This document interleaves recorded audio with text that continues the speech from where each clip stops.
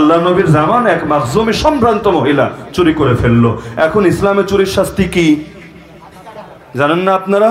কোন জায়গা থেকে? এখান থেকে কবজি থেকে হাত কাটা। তবে সর্বনিম্ন পরিমাণ হলো 10 দিরহাম। এর নিচে যদি কেউ চুরি করে, যে একটা টিস্যু চুরি করছে, দেওয়ার হাত কাইটা, অথবা 1 কাপ চা চুরি করে খেয়ে ফেলছে, দেওয়ার হাত কাইটা। এত সহজ না। সর্বনিম্ন 10 দিরহাম পরিমাণ যদি সম্পদ কেউ চুরি করে, সর্বনিম্ন মোহর যেটা আর চুরির জন্য যে হাত কাটা হয় এটারও সর্বনিম্ন পরিমাণ এটা। যদি এই পরিমাণ কেউ চুরি করে তার শাস্তি হলো হাত কাটা। এখন সেই নারীর ব্যাপারেও ফয়সালা এটা হয়ে গেছে, অমুক দিন তার হাত কাটা হবে।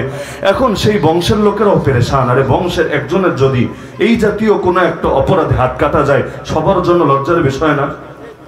আপনার ঘাটুরার মধ্যে যদি কেউ বড় কোনো মামলায় ফেসে যায়, খুনের মামলা, ধর্ষণের মামলা, চুরির মামলা, এটা কি যে ফেসেছে শুধু ওর ইজ্জত যায় না পুরো এলাকার ইজ্জত যায়? যায় না? সকলের ইজ্জত যায়, এটাই স্বাভাবিক। তো এখন বংশের লোকেরাও পেরেশান। আরে একটা মহিলা করে ফেলেছে কাজ, কিন্তু কোনোভাবে একটু মিটমাট করা যায় কিনা? এখন ওই যুগ তো আর এই যুগের মতো না যে টেবিলের তল দিয়া, চা নাস্তার নাম দিয়া কিছু টাকা পয়সা অফার করে মিটমাট করে ফেলবে। রাসূলুল্লাহ সাল্লাল্লাহু আলাইহি ওয়াসাল্লামের সামনে এসে এই অফার দেওয়ার হিম্মত তো কোনো কাফেরও নাই, মুসলমান তো দূরের কথা। তো এখন কিভাবে কি করবে বুঝে উঠতে পারছে না। এখন তারা ভাবলো তাহলে একজন সুপারিশকারী নিয়োগ করি। কারণ রায় হয়ে যাওয়ার পরও একটা সুপারিশের অপশন কিন্তু থাকে। ধরেন সুপ্রিম কোর্টও যদি কারো মৃত্যুদণ্ড বহাল রাখে, তাহলে বিচারক একেবারে সব বিচারকের ধাপ শেষ হওয়ার পরও প্রেসিডেন্টের কাছে প্রাণ ভিক্ষা চাওয়ার একটা অপশন কিন্তু বাংলাদেশের আইনেও আছে। যদিও শব্দটা বড় নিকৃষ্ট শব্দ, প্রাণ ভিক্ষা চাওয়া। আরে প্রেসিডেন্ট, তুমি প্রাণ ভিক্ষা দিবা কোত্থেকে? তোমার প্রাণও তো তোমার হাতে না, তো তুমি আরেকজনের প্রাণ ভিক্ষা দিবা কেমনে? তো যাই হোক, কিন্তু এরকম একটা আইন আছে কিনা? তো এখন যখন প্রেসিডেন্টের কাছে যায়, তখন কি উকিল নিয়ে যায় না সুপারিশকারী নিয়ে যায়? উকিলের হালত, উকিলের কাজ কারবার কোর্টে চলে, প্রেসিডেন্টের সামনে চলে না। সেখানে লবিস্ট লাগে, লবিস্ট। এই যে দেখেন না এখন দেশে এই শব্দটাও খুব বেশি উচ্চারিত হয়, আমেরিকায় লবিস্ট নিয়োগ দেওয়া, পশ্চিমা বিশ্বে লবিস্ট নিয়োগ দেওয়া। লবিস্ট মানে কি বুঝেন? কাঁচা বাংলায় হইল দালাল। কিন্তু বাংলা কইলে একটু মান সম্মানে কেমন কেমন লাগে না? যে আমি দালাল, আমি দালাল নিয়োগ দিয়েছি, শুনতে তো কেমন কেমন লাগে। শব্দটা একটু পাল্টায়া ইংলিশ বলে লবিস্ট, শুনতে আলাদা একটা ভাব আসে। অনেক কিছু এমন, এটা বাংলায় খাইলে ইজ্জত যায়, ইংলিশে খাইলে আবার কিচ্ছু হয় না। মদ খায়, শুনতেই কেমন লাগে, একটু ড্রিঙ্কস করে, শুনতে মোটামুটি হালকা লাগে।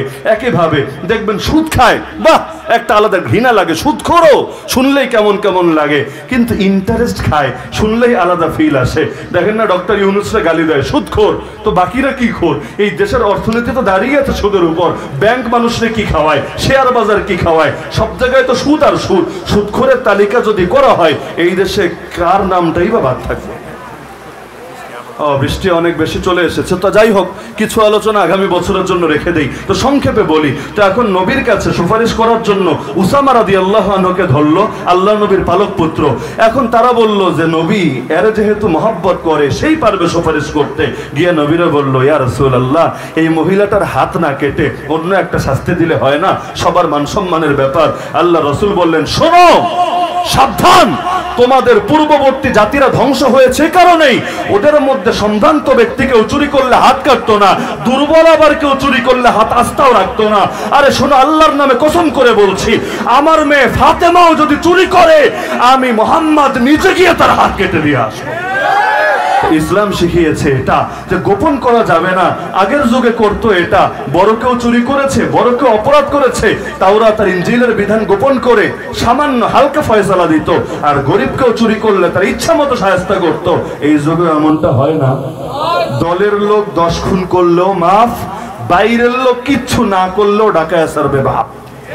তো এই যে একটা গোপন, একটা অপরাধ গোপন করা কিতমান, আগের যুগের লোকেরা গোপন করতো। এটা দলিল দিতে চাইলে 1 ঘন্টা এটার উপরই বয়ান করা যাবে। তো এই উম্মতের মধ্যে এমন লোক নিঃসন্দেহে তৈরি হবে যারা আল্লাহর বিধানকে গোপন করবে।